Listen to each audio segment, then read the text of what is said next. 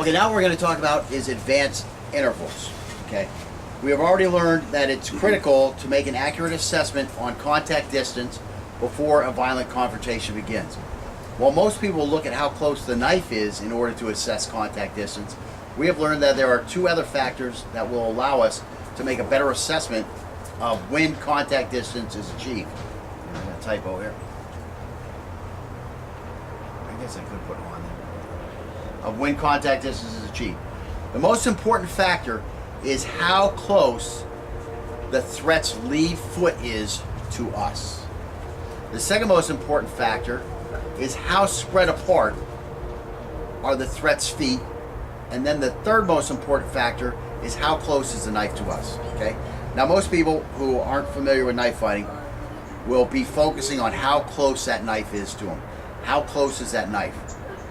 We're going to show you that that's not what really matters. Okay? What really matters is how close is his lead foot. Let me show you. So again, this is my lead foot. This is the line of my lead foot. So my lead foot is on that line. So this is what's most important in determining how close this guy is to me. Even if his knife is out here, that's not what's important. That knife is now a foot or two closer to me. What's most important is where is that foot. Now what's second most important is how wide are his feet. Not this way, but front and back.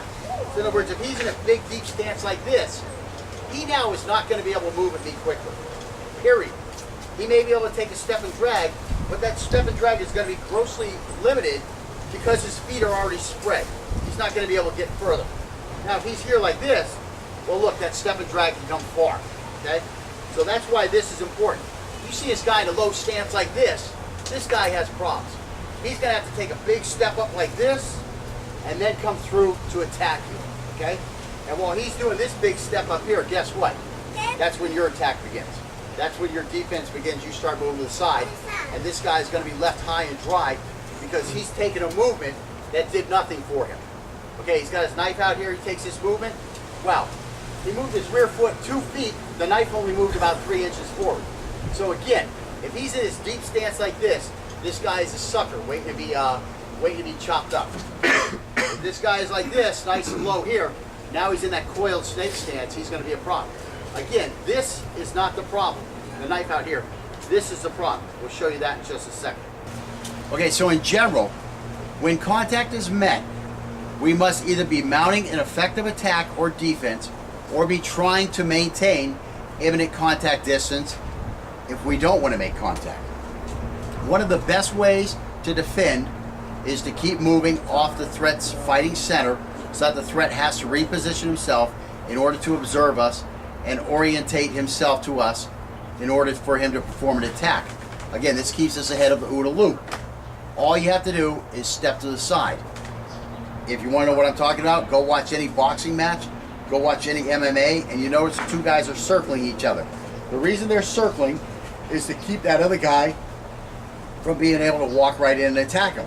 He's got to reorient that attack. And of course, what they're trying to do is as that guy reorients, they're looking for an opening to come in and attack. Okay, so to better understand when contact distance is met, we're going to look at a knife forward style versus the typical, we're going to look at our knife forward style, where the knife is held in this chamber, versus the typical knife forward style, where the knife hand is extended further forward. From our stance, we're going to reach our knife hand out to where we make contact with our empty-handed partner's hand that is extended towards us. Then we're going to return our hand to its proper position and slip attack toward him with an effective attack. We're now going to repeat the attack, but we're going to hold our hand in the more forward position to mount the attack. And we're going to find out what the difference is. So again, we're going to do a slip attack with the knife held in a more forward stance, and we're going to do a slip attack with the knife held in the chamber position down by the hip, where we chamber it, and we're going to look at what those two differences are. Go ahead. Okay, so I'm just going to use these cones as a reference point, draw a little line here. I'm going to set my foot here. So here I am. I've got this knife in a forward, well, let's start from this one. Okay, so I've got this knife in a nice tuck position, nice safe position, in a guard here. My feet are relatively close together. My knees are bent.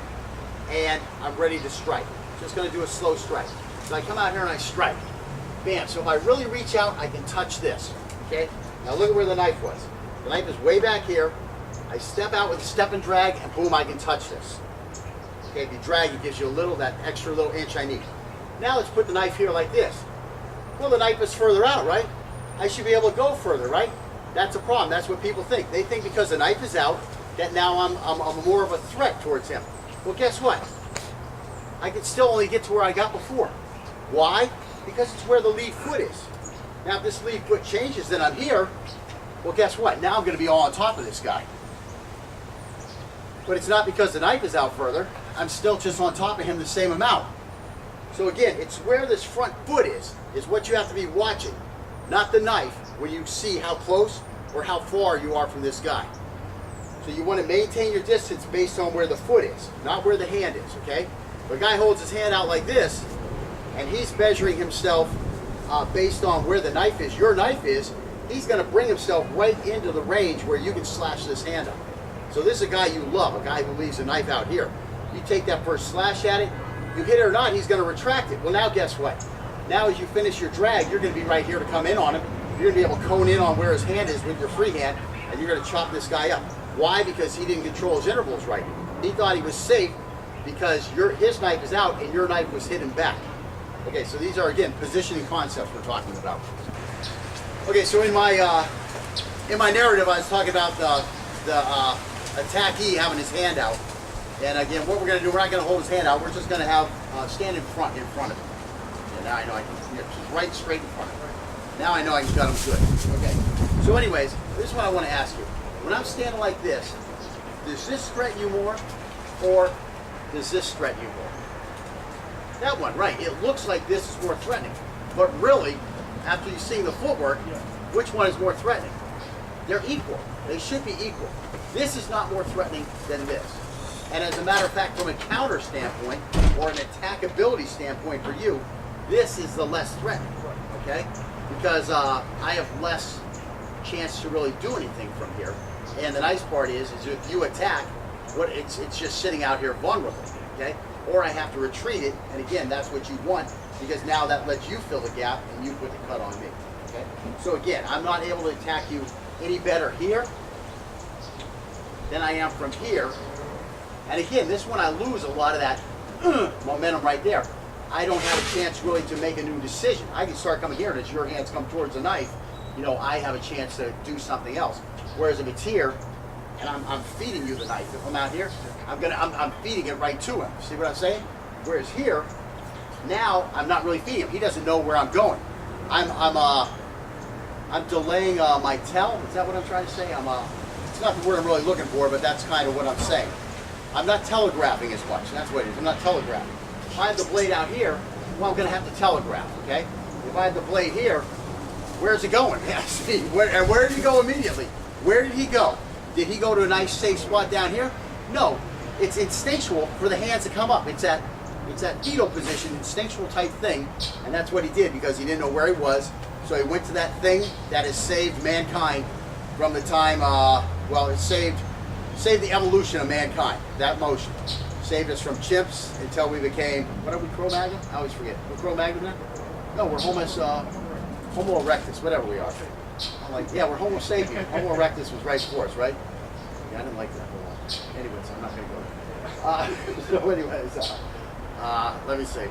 So anyways, you can see how that's different. And for him, try that out on both sides. Try it out here, and you'll see that you can't strike any further.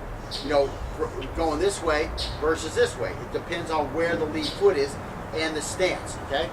Then try from this way, and you'll see that as soon as this guy gets this knife out here, it looks pretty daunting. Versus this one, all of a sudden you feel like, oh, I'm far away from this guy. No, you're the same distance from this guy. This is something you have to understand as an advanced knife fighter, that there is no difference in my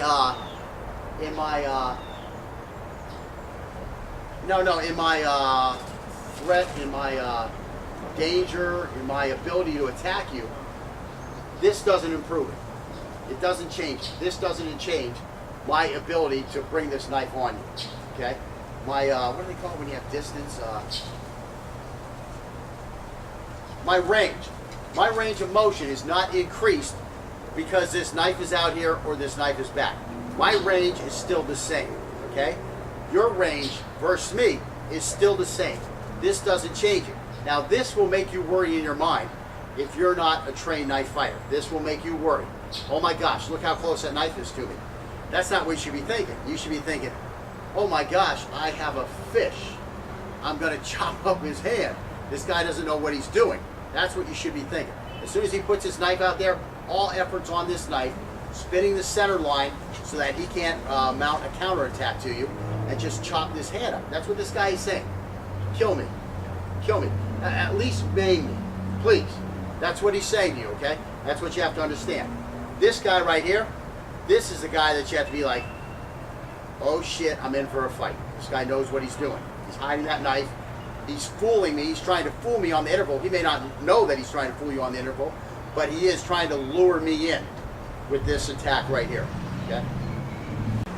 Okay, so to show the actual danger we're in versus the perceived danger, what we're going to do is we're going to repeat the attacks, except for the good guy is going to be positioned the 5 feet away, you know, contact distance, right on the edge of contact distance, from the lead foot when the knife is back, and from the tip of the knife when the knife is forward. And again, this is just to re-accentuate the amount of danger that you're actually in, okay? Let's see. Okay, so basing our theory on the perceived threat, if I'm here, his perceived threat, go ahead and put your hand out. That's where we're just at the edge of contact distance. So again, this looks threatening to him, but this looks more threatening, okay? Now, so where do we want to get an equal threat look so that the threat is perceived the same? Well, now the tip of the blade is here, okay? And now the tip of the blade is there. So if you're not experienced, the perceived threat from this and from this are the same. But again, as we can see, here I can reach out and touch. Here I can't reach out and touch, and I'm really overextending here. I can't even reach out and touch. So again, this is not what you need to worry about. It's not where the tip of the blade is, the 5 feet. It's where the front foot is. That's what you have to be looking at when you're looking at contact distance. Again, this guy is going to be thinking he's well within contact distance. He might get scared and back up. Well, this is a guy who doesn't really want a knife fight. That's the first thing you can say to yourself. This is a guy you can talk down, okay? Take a little step forward. He takes a little step forward. Now this guy wants to re-get this distance. Again, this guy doesn't want a knife fight. He probably doesn't know how to knife fight. That's why he's holding the knife like that. This guy right here, though, you take that little step in, and he's going to light you up, okay? Because you're close. He has a better idea of what he's doing. So again, the perception here and here might be the same because you're going off the tip of the blade, but it's grossly different, okay? Here the guy can't even reach out and touch you. So now you have a lot of maneuvering you can do if you want to attack this guy. You have a lot of maneuvering you can do. And if this guy starts moving back, now you know you've got a fish on the hook. I mean, this is a guy that you're going to win a knife fight against easily. So, you know, then the decision is up to you. Again, once it becomes a knife fight, you're both equally guilty. It's not a self-defense situation anymore. So you have to be careful where that line is crossed. Okay, so what are we looking for here? Okay, what we're looking for is that when we attack with a contact distance based on where the knife is, we will find ourselves closer to or farther from the attack than we need to be to perform an effective attack.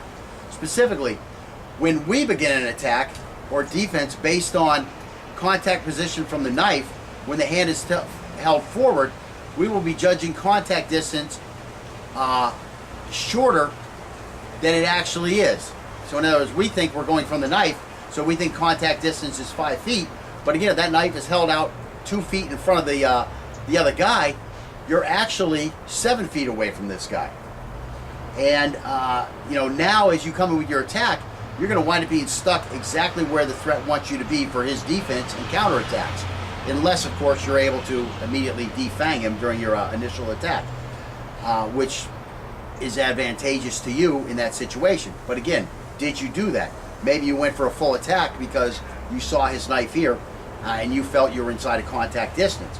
Okay, so meanwhile, if we begin an attack or defense based on contact position from the knife hand, when the knife hand is held rearward, we will be judging contact distance longer than it actually is. So we think it's way back here, so wow, we're far away, when in actuality, we're going to be, the distance from the knife is going to be the same as the feet. So it's actually harder to get mixed up in that situation. But if you were, you're going to be thinking that you're much closer than you actually, what I'm saying, you're going to think you're further, you're going to think that you're further than you actually are because the knife looks like it's further back. And again, you might wind up getting jammed up and not have enough space to move toward a flanking position for your follow-up cuts. And now the fight will degrade into a race for who stabs or slashes or is able to safely create a gap the quickest. And again, this is just where those reverse Chinese grip fighters want you, okay? Because that's where they're good, is in these tight situations like this. Once you get outside of those, they're going to have a problem. And so that's why, this guy has this knife held in a Chinese stance, and you're thinking, oh, I'm pretty far away from this guy. Well, he brings these hands up to fill that gap. Boom, you've stepped right into his little area where he wants you to be, that in close stuff, because you thought you were actually further away than you thought you were. And again, that's not a big problem for our style, but it will lead to an advantage if the guy is holding the knife. You will be giving, let's say, percentage points towards the advantage to the Chinese knife fighter, the guy who's holding the reverse grip. Okay, so lastly, when we judge contact distances from the lead feet, we are in the correct spot to unleash the most effective attacks. So let's look at that real quick. Okay, so to demonstrate this from let's say the good guy's point of view, when he's going to attack this guy. So here we are here, and just come in and throw a quick attack at me. Boom, see how quick he's able to get it. Okay, so let's say again, he perceives this same contact distance based on where my knife is. Now come in at me. Bam, look how easy that is for me. And again, that was because he thought his contact distance was shorter than it actually is, okay? That's a big problem. So that's why you have to be able to realize that. So now, where would you really want to be if I'm here? This is contact distance. How can we be sure? Because we can reach out and touch each other. We're within contact distance. So this is where he wants to attack from, because he's going to get me. And again, if I'm holding my knife out here, how's this attack going to look? You're going to slash his hand, quickly come in behind with that hand, hold it down, and now finish the attack. So you can see how easy that was, even though it looked like, wow, that knife was only 2 feet away from me. Well, again, that's right where you want to be, because this is not the determining factor of when contact distance has been met. It's that front foot, because that front foot is going to dictate when we can actually make contact. Okay? If I step out here, guess what? We can't make contact. We're too far out. We have to be, you have to be a very highly skilled martial artist to be able to put a blade or something on a guy from this far away. And you can't just be a highly skilled martial artist. You have to be in great physical condition on top of it. You can have all the skills in the world, but if you're old and fat like I've gotten, it's just not going to happen. Now, in the old days, could I reach out and touch him with a step and drag from here? Certainly I could have. I didn't have to push this extra 50 pounds of weight. I had more flexibility so that I could make longer strides, that type of stuff. I had more energy. I was in better shape with my legs. I had more ability to propel my body forward. And again, it was a lighter body with a greater range of motion because of my flexibility. So again, just because you're at this distance, you have to be looking at how this guy moves also. Does this guy look like he can fly from way over there and chop me up? If he looks like he can, then you need to adjust your contact distance. So again, intervals aren't as simple as this is contact distance, this is eminent contact distance. No, for this guy, this may be within his range of contact distance. Again, what's contact distance? With one step forward, I can reach out and touch this guy. Excuse me. With one step forward, I can reach out and touch this guy. So you have to be careful what you're doing. Does a bigger guy have longer contact distance? Yes, he does, because he can step further, okay? He can reach out further with his hand. So all these things have to come into play when you're getting in this knife fight. And again, we'll be looking at how to employ these when we start looking at actual fighting sequences towards the end of the course. That's like lesson 8 and 9. I picked it up kind of little by just watching people talk about footwork in different styles. And then I was able to decipher exactly what the fuck they meant, to put this in here. Believe me, this is somewhere inside of Miyamoto's stuff. If you reread it, you'll be able to get some of that stuff out of there. Alrighty. So hopefully now we understand that where the lead foot is of the threat, where the lead foot of the threat is in relation to us, is more important than where his knife is in relation to us in determining proper contact distance. So again, that's the most important thing when we're trying to determine these intervals, is where is his lead foot, okay? However, our distance from the lead foot of the threat can still be deceiving, and that's where number 2 comes in, okay? This comes into effect when the threat stands with his feet too wide apart or too far apart. This is because when we stand with our feet too far apart, our mobility is severely limited. Again, it helps us with our base and our balance, but again, it limits our mobility. With our feet closer, our step and drags are longer, as we saw earlier, than they are if our feet are far apart. Also, it is much harder to get your center of gravity moving when stepping through if your feet are far apart. Let me make sure that's what it says. And for us as knife fighters, it is important to remember that if the threat's legs are far apart, we want to be closer, okay? So the wider his legs are, front and back, the closer we can move in. Again, if he's a real tall guy, that's a little deceptive because he still is going to have those long legs to make those steps. But in general, if his feet are far apart, he's not going to be able to reach out and touch us as easily or as quickly. So we can even move in closer at that point, okay? So we're looking at that 5 feet. All of a sudden, 4 feet might be the range where we really want to be at. As far as our distance from the threat's knife, if we judge our contact distances based on the threat's front foot and adjust the distance based on his stance and his size and estimated skill level, our distance from the knife will be taken care of and we're going to be in the right spot. Okay, so what we're going to look at next is feints to get us to help get us to that correct interval. So again, this knife fight starts off and we're at an interval where we're safe, okay? But we want to get that interval a little tighter before we begin our final assault, okay? So how do we do that? We use a feint to trick this guy into thinking the fight has started when what we're really moving into is the contact position that we want to be at to begin our final assault. That's what a feint is going to help us do. So we'll start looking at a feint. Okay, again,